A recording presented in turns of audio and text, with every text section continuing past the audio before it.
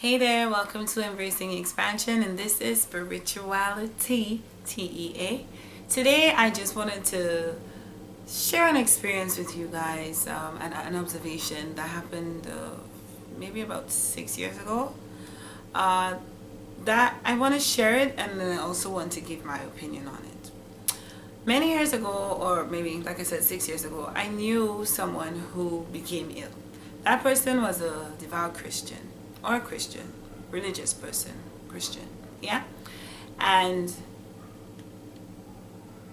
they became ill. They fell ill and went to a doctor. And the doctor told them they needed to do such and such, otherwise, they gave them advice and said that otherwise their ailment would have progressed into something possibly fatal, right? This individual went home and decided that, hey, God's going to heal me. I'm not going to do anything. I'm just going to sit there. I'm just going to sit there and do nothing, and God's going to heal me because I'm going to ask Him to. Spirituality does not mean being lazy. Spirituality doesn't mean that higher power. We always seem to call on that higher power at our convenience. And that convenience usually is when we're fearful, when we don't know how to deal with something, or when we're just being lazy, and not consciously lazy, because some people don't even think of it as being lazy. So guess what happened to that person? He sat there waiting around despite all the people that were placed in his life to help him, the various doctors, his friends, his family who would advise him to go to the doctor, to take heed of what the doctor recommended, and to try different alternatives. And guess what? He died. And it was sad, and observing that really upset me, because it's such a weird, it's a very, for me, a challenging thing to even understand. How could you ask for help and it's being placed right in front of you, and you're deciding that that's not how I want to be helped? And because that's not how I want to be helped, then that means that I'm going to tell you how, and I'm going to wait until you do it. That's weird. I think from various perspectives, and I'll give you examples of where religious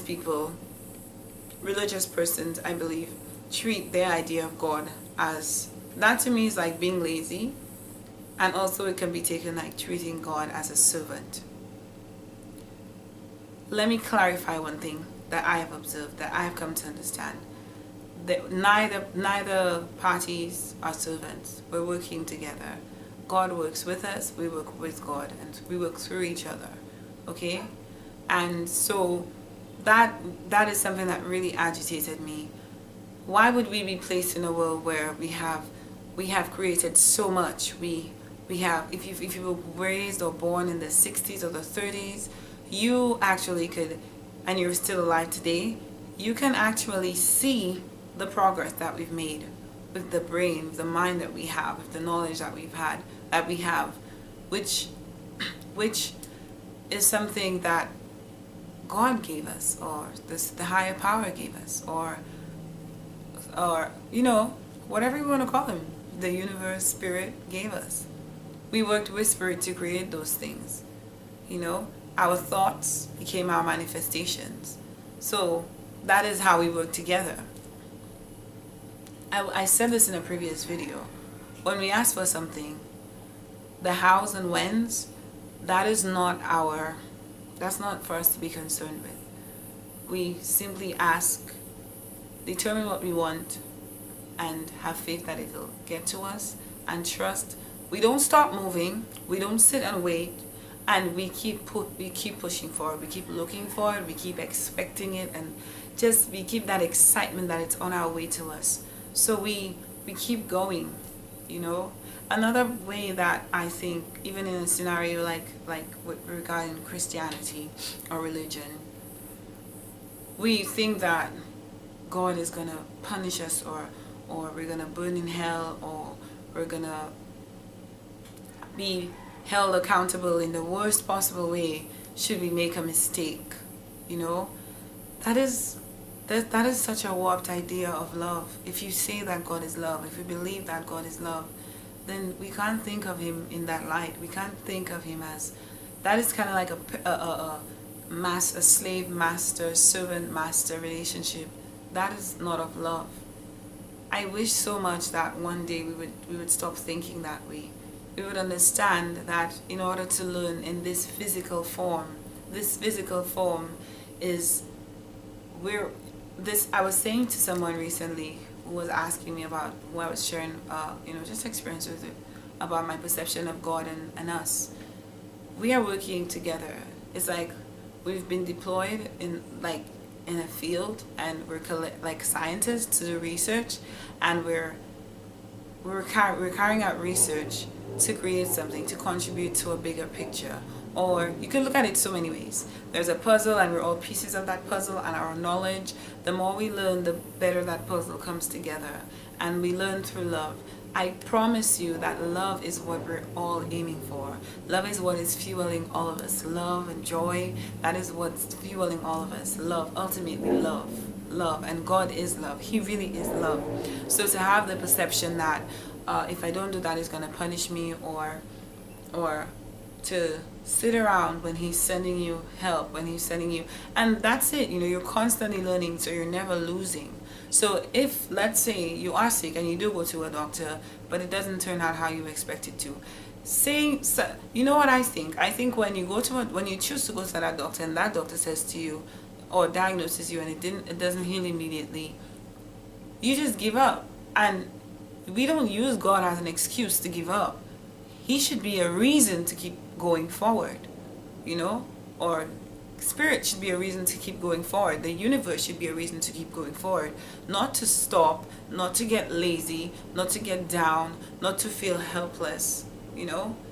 If you ask for something, if you ask for healing as someone who's ill, just keep going and keep your mind on that healing. Your mind is really the most important tool in your healing, and that is, feed your mind with positivity. I'm okay, God is with me, God is guiding my steps, and I trust that wherever I'm going, it is easier said than done, but we have our tools, like I always say, our senses, which are the tools to keep us on that path.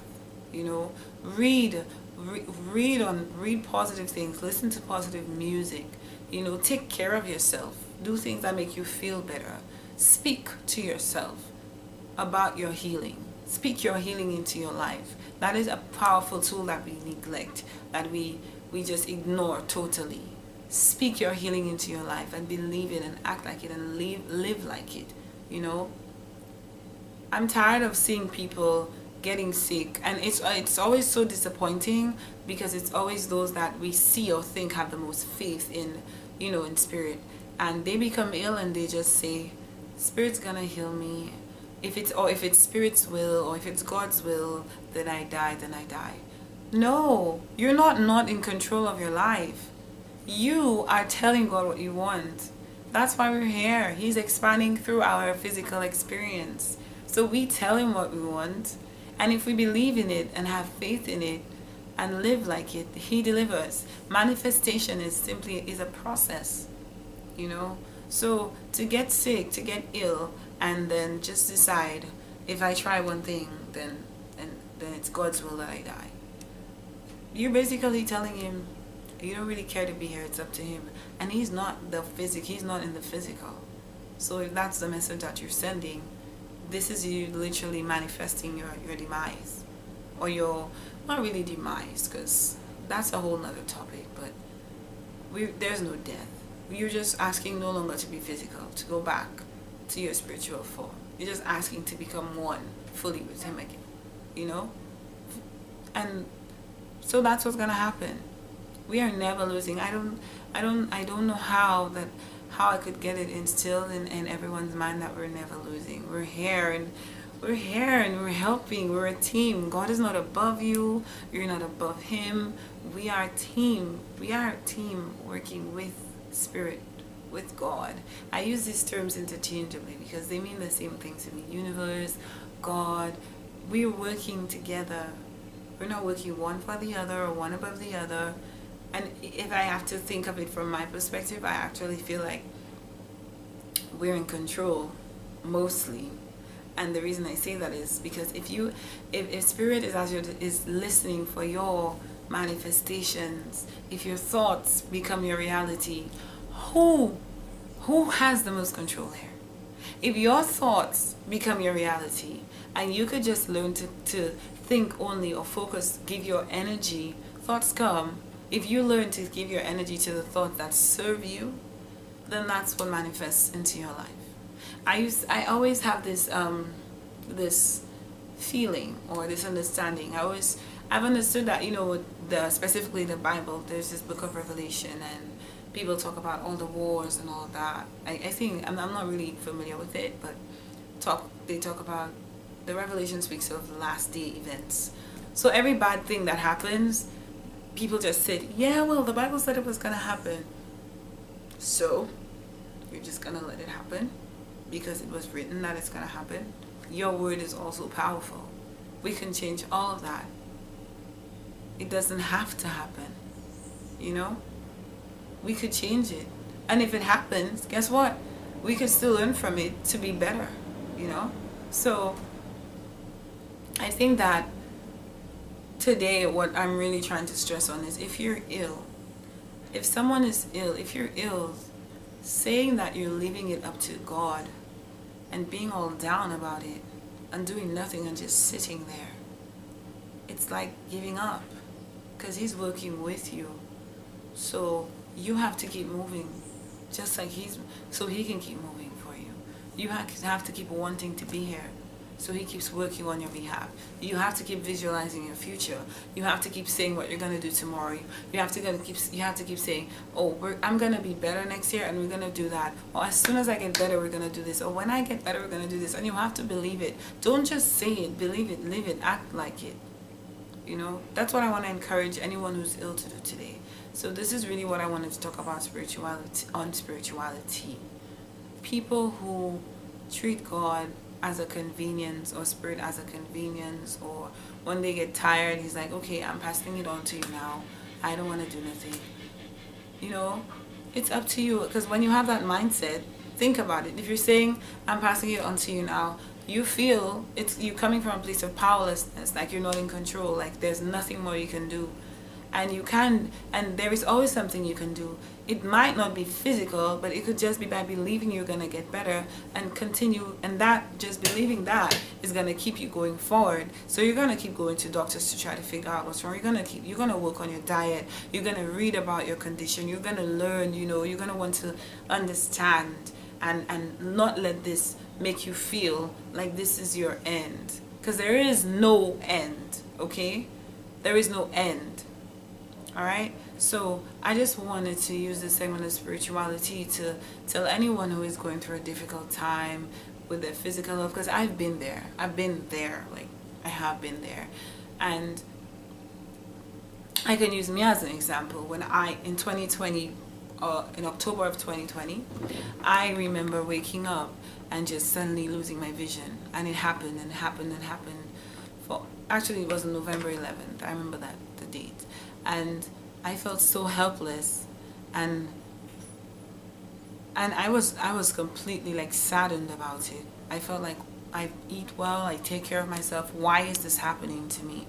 That was my mindset. Why is this happening to me?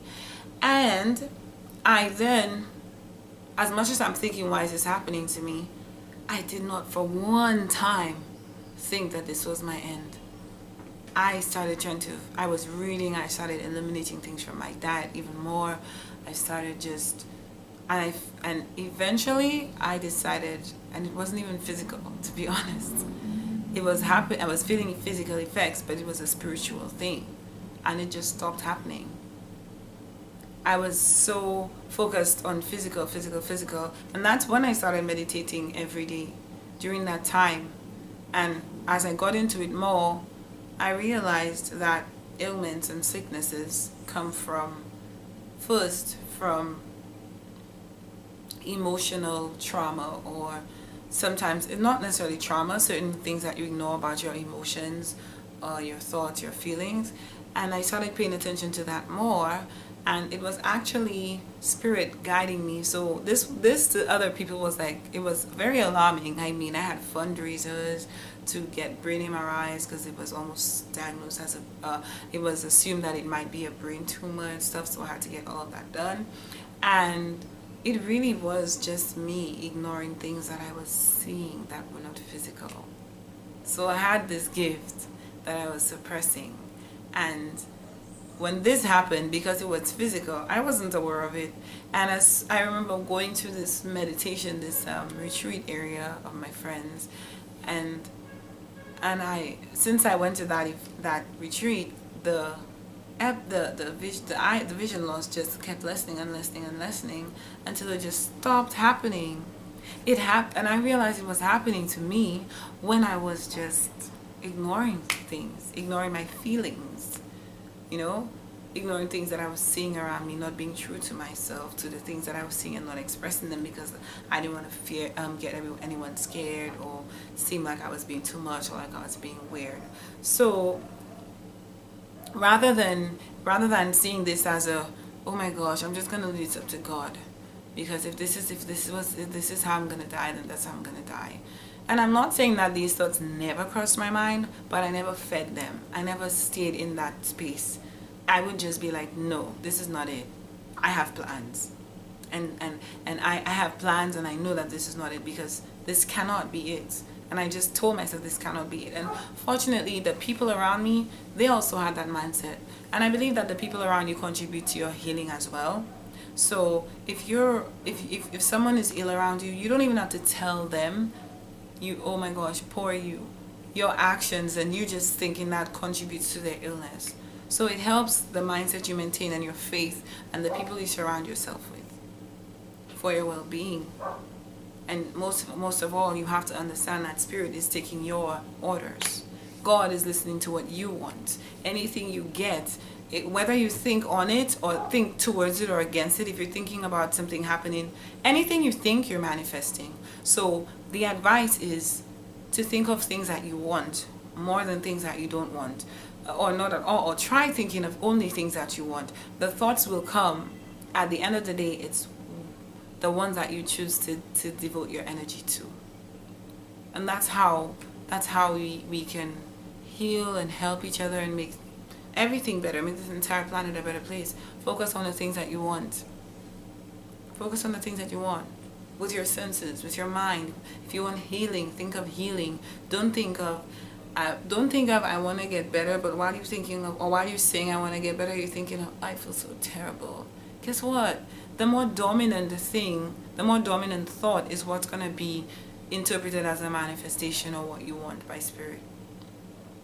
Simple. You get what you focus on. You get what you focus on. Right? So that's it for spirituality today. That I'm encouraging you, or I'm encouraging us to understand that we're working with God. We're working with Him. He's not working, we're working with Him. He's simply giving us our heart's desires. That's what's happening. So the more we focus on good, the more we manifest good. The bad thoughts will come, but let them come, and that's where mindfulness comes in. You observe them and let them pass, and you focus on what you want. Okay? If you've not subscribed, please do. I look forward to seeing you and sharing more of me with you, and I also want you to share more of you with me. My name is Vanessa. Thank you so much for tuning into SpiritualiTEA. That's TEA.